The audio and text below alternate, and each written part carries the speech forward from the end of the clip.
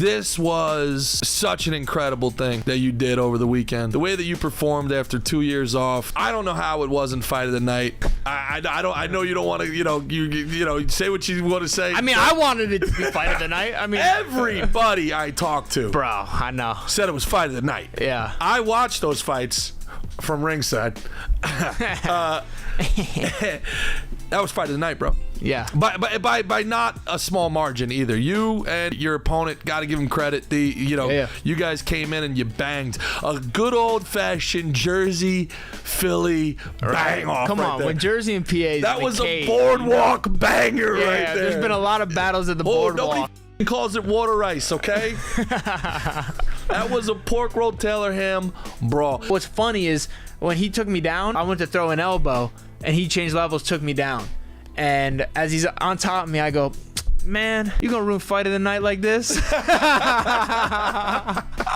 I go, man, you just cost us fight of the night. What are you doing? So, and to his credit, I made a little space, and he stood back up, and he could have stayed and kept throwing those kicks, and I couldn't have got up because he could have, like, if he stood over me, he could have won it that way. But to his credit, he let me get up, and I pointed to the ground like, let's go, and we got to throw those last little blows. So yeah, and then after he was like, bro, sorry, I was trying to secure the win. I was like, bro, come on, that was gamesmanship. Like I was trying to, you just did what I wanted you to do. Like don't think it. He apologized to me for shooting the takedowns. Like, he's a good kid. You're the first guy to ever negotiate an escape from the bottom. You connived your way up. Yeah. I was like, man, you gonna blow a fight of the night like this? Sicilian jiu-jitsu. Sicilian jiu-jitsu, that's hilarious. That's where you make them an offer they can't refuse. Yo, what are you doing here? You're making us look bad. Get up off me. What are we doing? Come on. Dude, how'd you feel getting back in there, man? Man, it felt good. It felt really good. I felt the nerves, and being away for over 2 years, it was like almost like running through my mind like the checklist, like is this everything's right, everything's good. I got in the back. I remember the room was hot, and the worst part is when you're getting when you're in the back. So we're in the Devil's locker room. Looking at the Martin Brodeur and the really? Scott, Gomez, all the signs they had up in there. And the room's hot, and then the worst part is like sitting there getting your hands wrapped, because you got that nervous energy a little bit, and you want to move. And I was sitting there getting my hands wrapped, sweating because the room's hot. I went and changed the freaking thermometer in there, thermostat, and then so I'm sitting there, and I get my hands wrapped, and then right as we're done, I get up and I get to start moving. I'm like, oh yeah, this is good. This is where I belong. I had a great corner with me. I had Dorian Price, who did the last 6 weeks of camp with me. That's my brother. He was phenomenal, helped me out big time. I had Gerald Mearshart III, tied GM3's got tied for Anderson Silva in finishes at 185. He's got the most submissions in middleweight history. Then I had the ruthless Robbie Lawler in my corner as well. Not much needs to be said about that. He's UFC Hall of Famer, former champion. So I had a good strong corner. I had about 150 fights between the three of them, probably more. A lot of people were asking me if I was going to be in your corner, and I said, to what, tag in? What am I going to say? Like, do the thing, do the thing. It's funny because Henry Hoof was supposed to be in my corner, and he at the last minute wasn't able to make it the last week. So I was like, what am I going to do here? I was like, I know I got Gerald and Dorian, and that's great. You know what I mean? I could be good. I could be good just on that. Yeah. And I was like, I got a last spot. And I was like, I'll probably bring David Adivin. Yeah. And I was thinking, but then at the same time, I was like, maybe I'll bring my dad as like a placeholder or something, or Big G. No, you know what I mean? And I was thinking about it, like I would make it very clear with you to shut the fuck up. You know what I mean?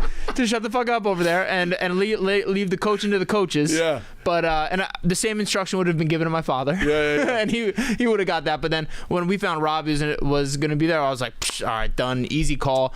And it was funny. I even brought up my dad, and he's like, "What are you, stupid? Of course you have Robbie Lawler in your corner. What are you, retarded?" Yeah. What are you, nuts? So yeah. So I had a great corner. Well, first of all, yeah. Chaz Palminteri sitting ringside. Chaz came, which is super cool. Dante. I mean, we'll get to the fight. Everybody saw the fight. I want to talk about what you saw through your eyes. We all saw the fight. everybody's been talking about it. It was all over. I can't even imagine what your phone looks like. I know what my phone looked like. Also, by the way, I deleted so many numbers. If you're texting me at 6 o'clock saying, yo, how do I get tickets for this thing? Your number is deleted out of my phone now, bro. Like, I mean, it's the most Jersey We've known thing. about this for about 12 weeks. It's the most, it reminds me of the Chad story where it's like, hey, can I get some money? Can I get some money? Yeah. Oh, hey, I see you're at the thing. Can you get me in? Yeah. I haven't talked to you in 8 years. Yeah. Hey, get the I could imagine, bro. I can only freaking imagine. It was crazy. So you walk in, bad move by Trump. Trump had a huge night. Bad mood coming late. That was the fight of the night. He missed the fight of the night. He missed it, huh? He can't eat. Did I ever tell you last time I fought a Prudential? No. Last time I fought a Prudential, I think Trump, or definitely Trump Jr. was there. Oh, the DJT? And I know exactly I would know exactly who he is now. Uh-huh. I didn't know then. And he came in the locker room. I was in the same locker room as Colby Covington.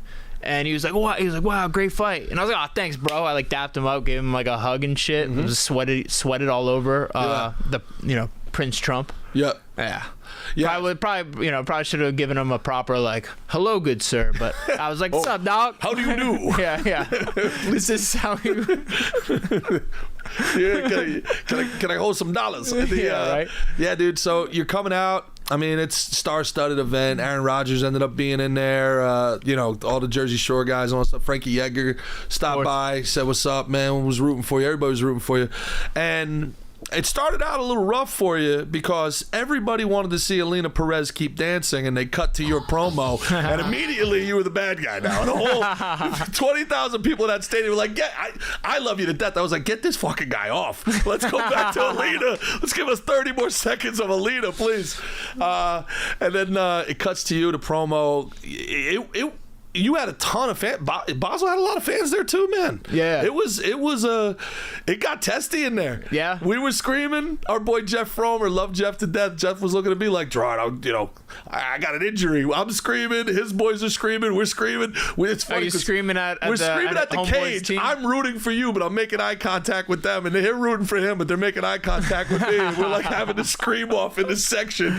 Yeah. And I've never experienced it from that place, right? Like I played ball, obviously, but like I was never nervous when I played, but I was nervous. I was like, oh man, like it's such a helpless feeling, it's a helpless feeling. Yeah, well said. When you're on the outside looking in, you're like, man, like. Well, it's a gladiator pit. No disrespect to the other sports. You play baseball, you play football, you play basketball. You don't play fighting. It's a fight, and it's primal. And yeah, you're gonna get nervous, and you're gonna start jawing, and you hear someone else yelling for the other guy. It's contagious. Like, you. Yeah. Like, no, you want my friend to die? I want your friend to die. Yeah. You start going a little. It's primal, man. If you've never been to a fight, especially when you know someone, you know what I mean. It becomes very like it's inside. It's inside all of us. This fighting thing.